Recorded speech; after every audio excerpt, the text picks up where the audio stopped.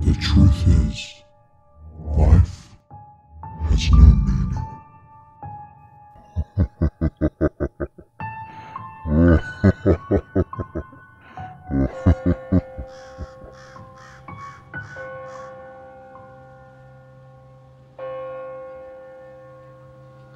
I feel like I have changed dimensions or come to a parallel universe. 2 days ago, after having dinner and going to sleep, I wake up early morning and look outside my bedroom window. The buildings, which I could see from my room, seemed to have changed their positions, as if they got shifted from what they once used to be. And there is a subtle difference now in the surroundings. There is also a huge parabolic satellite antenna on my neighbor's rooftop, which was not there before, but it doesn't look like it has been installed new. Rather, it looks old and worn out, with pieces falling apart. I felt very light and was as if something had changed dramatically, but I had no energy to resist a change. It took me an hour to come to senses and start getting ready for work, as I could not accept the fact that something as major as this had happened. I tried checking my phone calls and emails to see if it's the same, and it looks the same. But then, I also don't have a perfect memory. What if everything is not the same, and I am not in the same world? There are subtle changes like this which have been eating me away for the last 2 days. I am also worried that if something like this has truly happened, then what about the world I was living in? What happened to me over there? If I left that place, then who is there in my place? Or have I completely left it and no longer exist? What about the people around me, my friends and family? What happened to them? Until now, I had only considered these things as fantasy and make-believe stuff shown in the movies for entertainment. But after that day, I feel different. I feel weird. My family used to contact me every day regardless of whether some event was there or not. But since the last 2 days, they have not contacted me. I messaged, and I got a small response, which was weird, considering how talkative they are. I don't think things are the same, even though they look like it. I can still see the changed position of the buildings from my window, and it looks like they have always been like this. My roommate says that I have been speaking loudly and getting up at night while sleeping, which has never happened before. Or maybe I'm tired of working so much, and it has taken a toll on me. I don't know. I just tell that to myself to convince myself that everything is fine. Thank you for listening to this. I just wanted to let it out, as there was nobody to talk about stuff like this.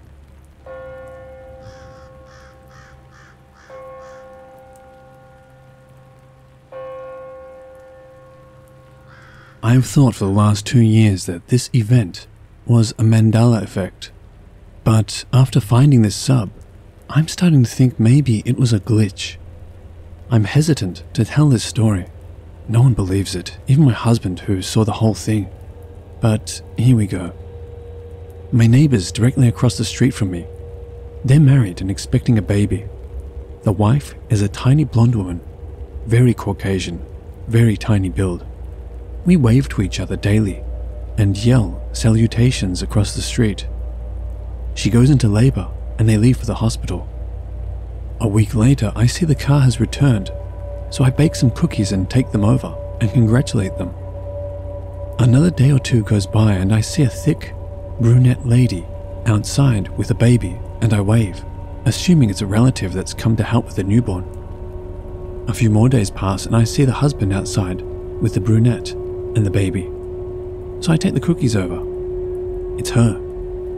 It's the wife. Same name, same personality, and the same demeanor, except she's now a thick, kinda tall, brunette Pacific Islander. The husband doesn't acknowledge any difference. She talks to me and treats me the way she always has, but it's totally a different person. My husband noticed as well. We made some jokes about him wife swapping at the hospital, but since he can't wrap his brain around it, he starts to believe that she's always been this person, even though he clearly remembers her, teeny and blonde. I feel like everyone has lost their minds. It's been almost 2 years since that shift, and she's still a thick, tall brunette. And then I feel like maybe I've lost my mind. My only consolation is that my husband remembers it too, if only vaguely. Update 1. So I showed the picture I found of her to my husband last night. He's a little bit of a mess about it. The man is not a conspiracy guy at all, but he remembered her. He started asking some questions and tossing around ideas about what could have happened. I convinced him to go to the church this morning and attend their service. I spoke briefly with the pastor and said my neighbor had recommended that I attend. He was grateful she was sending people his way, even though, get this, she hadn't attended since she had the baby. She apparently changed churches to one a little closer when she gave birth. So, I don't know where to go next except for putting some feelers out in the neighborhood and finding an excuse to hang out with her. Update 2. I didn't want to update until I had spoken directly to my neighbor, so I endured the heat all week and spent way too much on flowers to plant in an attempt to run into my neighbors. The old lady next door doesn't remember the neighbor's wife having blonde hair, but her middle-aged daughter does. She said, "Yeah, that was a couple of years ago." I don't know why she went so dark. I thought it would wash her out.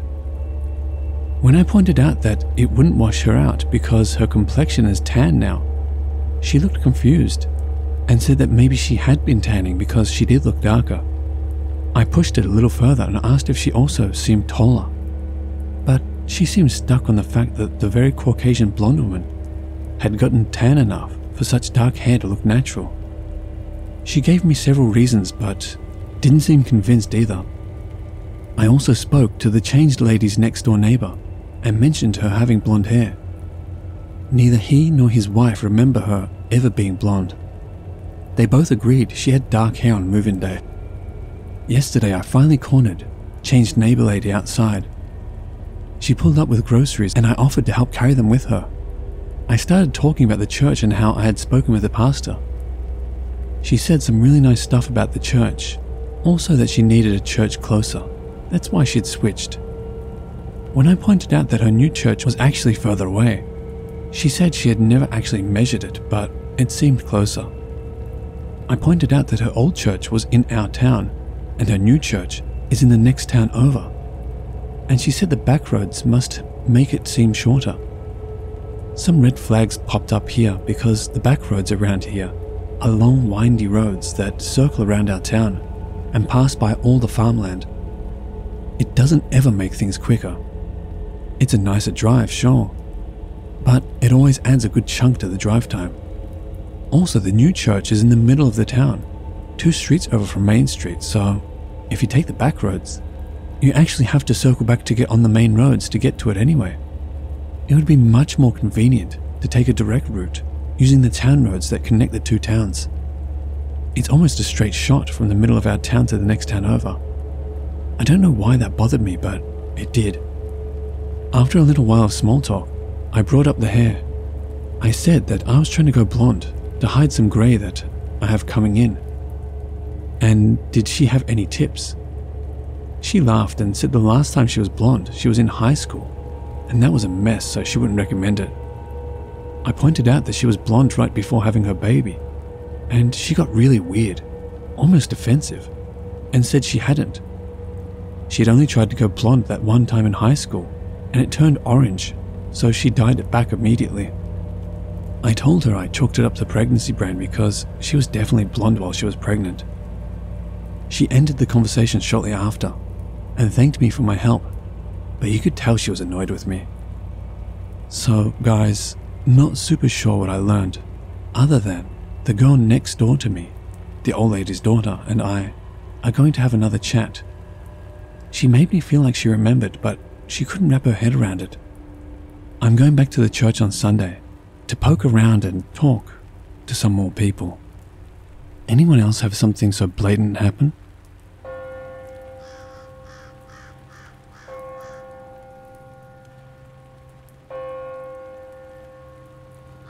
Two weeks ago, my father passed away unexpectedly. I believe I have fallen into another universe since then. I meet with a close friend weekly to work on a creative project together. We meet at the same restaurant each week. Before my father died, the restaurant had a wall lined with jars of Caesar dressing and vodka sauce. I know this because I specifically examined the jars the week before my dad's death and pointed out the calorie content of the vodka sauce. In an attempt to regain some normalcy, I met with my friend the week after. The walls were now lined with Caesar dressing and tomato basil soup. This would be innocuous enough if I hadn't specifically examined the jars the week before. I spoke with the staff and they informed me they have never sold vodka sauce and have always sold the tomato soup. I feel the shock of my father's passing caused me to shift into a parallel reality. Am I crazy?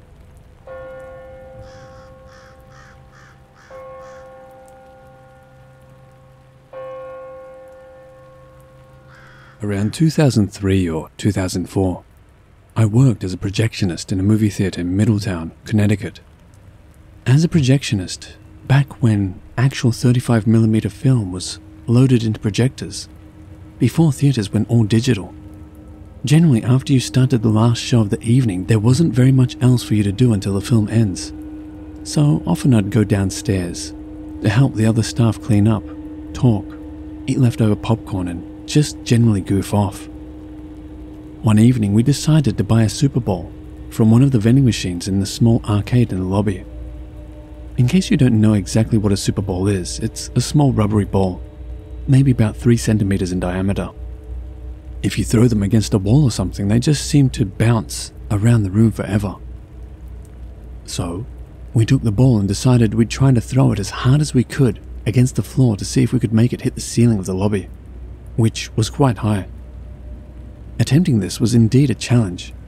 You had to really slam the ball against the floor to have any chance of reaching the ceiling, and we could never seem to quite hit it. Close, but not quite. But we weren't giving up so easily. We became determined to prove this was possible. Now, the floor of the lobby was a hard tile floor, so just as you'd expect, this Super Bowl would bounce off the floor and launch really high into the air.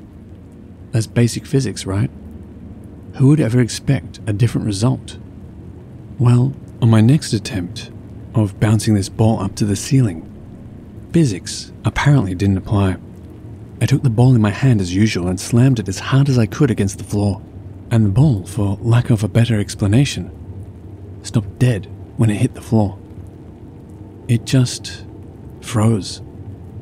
Not even the slightest hint of a bounce.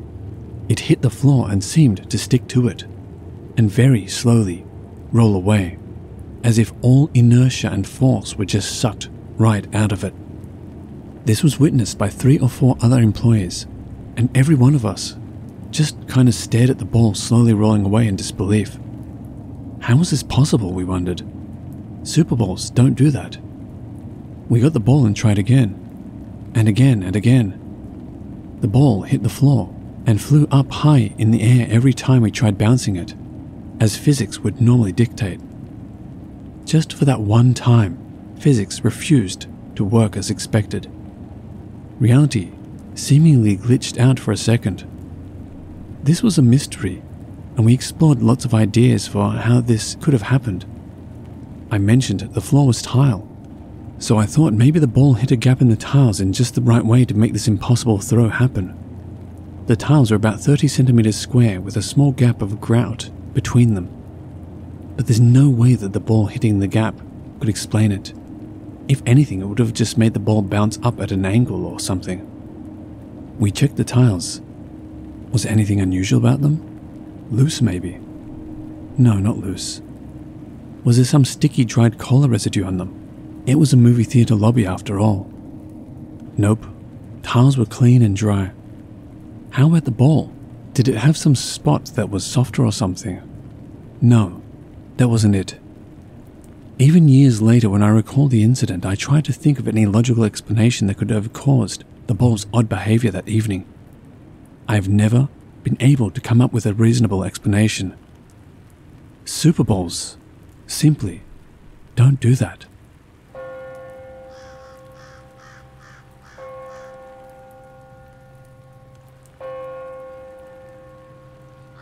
Manny, shortened from Manouche, was my first full-time dog, a rescued 2-year-old American Staffordshire Black Labrador mix that went through hell before he landed in our home. The pound staff said he came into their care with a shoelace or string around his neck so tight he could barely breathe.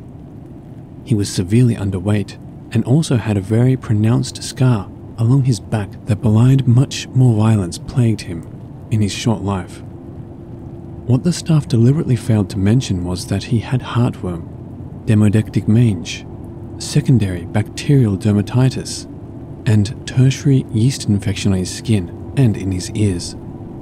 I don't note all of this for the sake of pity porn, but to note this boy had been through a lot, and I know firsthand, when you make it past the cusp of death alive and well, you have access to certain abilities, talents if you will. I have a whole suite of stories to share about our experiences, good and bad, but for brevity's sake, I'll tell this one account, since it's the one another human and 2 other dogs witnessed.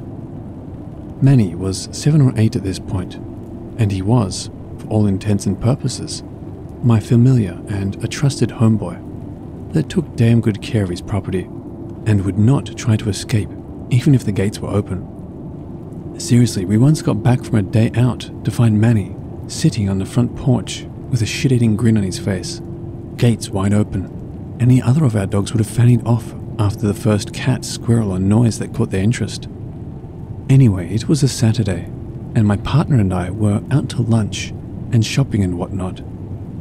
I had recently purchased fresh beef bones for all 3 of ours, a dainty venison shank for my youngest 10-month-old girl, a big 8-inch beef shank for Manny, and a giant femur bone for my partner's girl / my goddaughter, Rachel. Now, one of Manny's quirks was that he was profoundly orally fixated. Since he would shred and eviscerate and eat any stuffed animal we got him, beef bones became the one thing he could work with, and would generally carry one around with him most of his life. He accepts his new baby excitedly, but promptly noticed that Rachel was getting a much bigger bone than him. I saw him give her his signature frozen glare while she dug into it in her kennel, which her dad securely latched shut before we left. Manny didn't budge. Think the Rottweiler from The Omen. And I laughed at him and half-jokingly asked my partner, "Want to bet he has Rachel's bone by the time we get back?" My partner, Ben, snorted and said, "No way that thing can fit through any of the kennel gaps."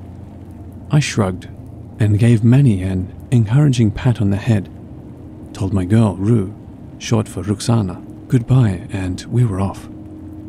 The time out was blandly pleasant, I guess, because I couldn't remember much other than wandering through a couple of stores and having lunch I paid for.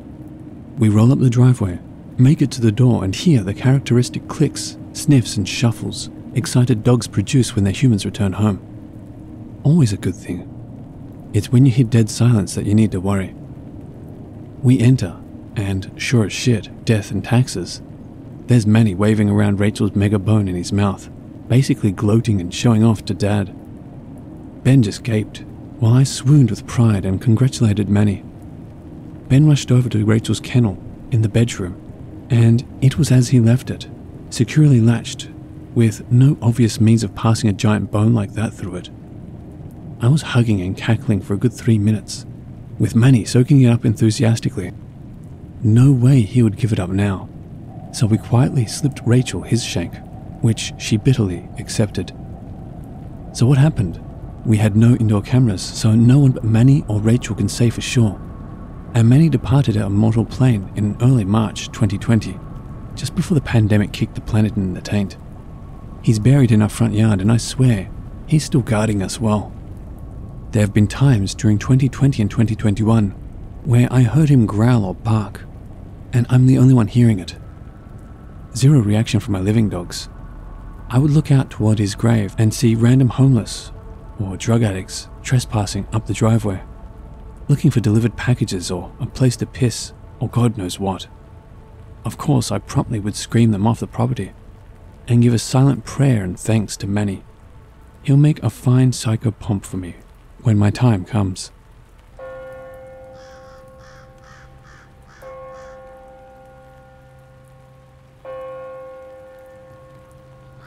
I apologize if this doesn't make sense, but I'm freaked out and have no idea how to explain this. My co-worker and I were driving back from dinner to the place we were staying at. We had driven this route a handful of times and were very familiar with the surrounding area. It was a 7-minute drive from the restaurant to where we were staying. Okay, so we left the restaurant and had a straight drive for about 2 miles, no turns, until we had to take a right turn into the parking area of the property we were staying at. As we approached the hotel, the tall Courtyard by Marriott sign was visible, as was the building. We were a block away from the turn, and then we just suddenly weren't. We were all of a sudden driving on a highway, about to take the exit on the right. It was immediately apparent, and I said to my coworker, "Wait, something is wrong here." And he replied, "Yeah, what the hell just happened? We were just about to turn into the parking area." I told him to pull over, and I looked up on the maps where we were. The map showed we were 20 minutes away, in the opposite direction we had come from. It was physically impossible, and the time on the clock was still the same as it was when we were next to the hotel. I don't understand, and neither does he, and he doesn't want to tell anyone because it sounds so crazy. We teleported 20 minutes away.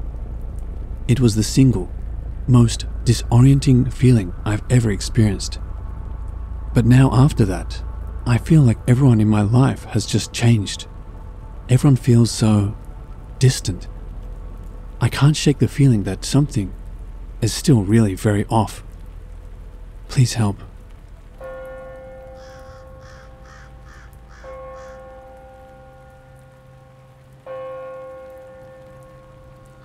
When I was 19, I worked at Walmart in a festival town. I was a cart pusher, and in the summer the store would get overrun with festival goers. On this week, many years ago, there was a hippie music festival going on. The venue was very large, and the population of this small Midwestern town would swell by several thousand people. I remember that I was walking away from the store to gather shopping carts, donned in my blue vest of honor, and there were 2 or 3 young women about my age walking towards the store to enter. They were obviously festival goers, and all donned out in their hippie-esque regalia. I saw this blonde girl from about 20 feet away, and something about her just struck me with a massively intense feeling of familiarity. We began to walk slowly past one another, and we locked eyes and could not stop looking at one another. Then she stopped, pulled away from her friends, walked up to me and said, "I know you. Where do I know you?" I told her I was experiencing the exact same feeling. We stood there for 20 minutes while her friends became impatient and tried to recall past towns we had both lived in, or people who we both might mutually know. But nothing in our histories lined up, like, not whatsoever in the least. She was from a different state entirely. There was no crossover whatsoever. Eventually we gave up and went our separate ways. I was a far less confident and socially awkward man then, and I should have gotten her Facebook or number, but I did not. I'm 34 now, and I still think about her all the time and wonder very deeply about who the hell she was, or how we could have felt so strongly about one another, with no apparent connection.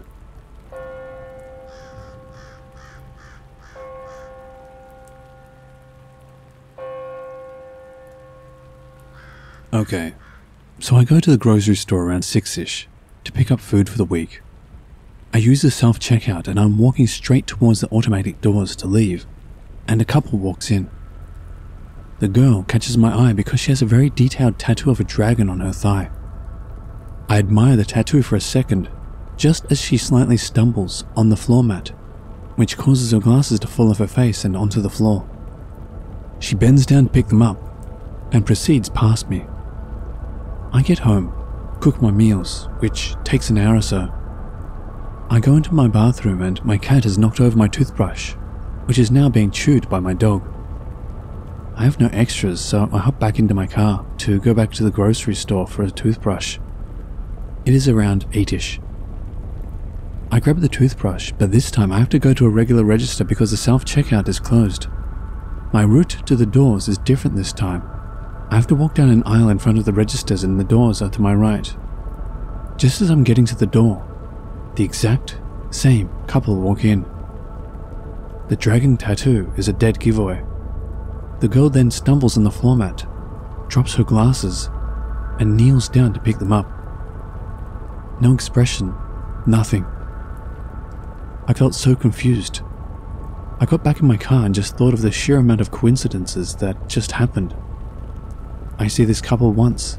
The girl drops her glasses and picks them up. My dog just so happens to chew my toothbrush, causing me to come back to the grocery store hours later. Somehow this couple not only needed to come back to the store, but do so at the exact time as me where we met, in the exact place and manner. I just now have a different point of view. Then the cherry on top, the girl stumbles and drops her glasses. Again. Shit was weird.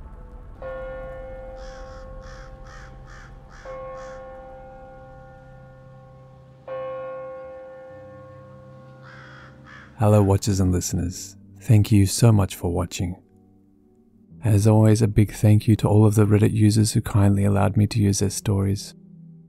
If you want to help support this channel, you will find links to both my Patreon and my Teespring store in the description below, so feel free to have a look. And the biggest thank you to all of you who continue to support me. I truly do appreciate it.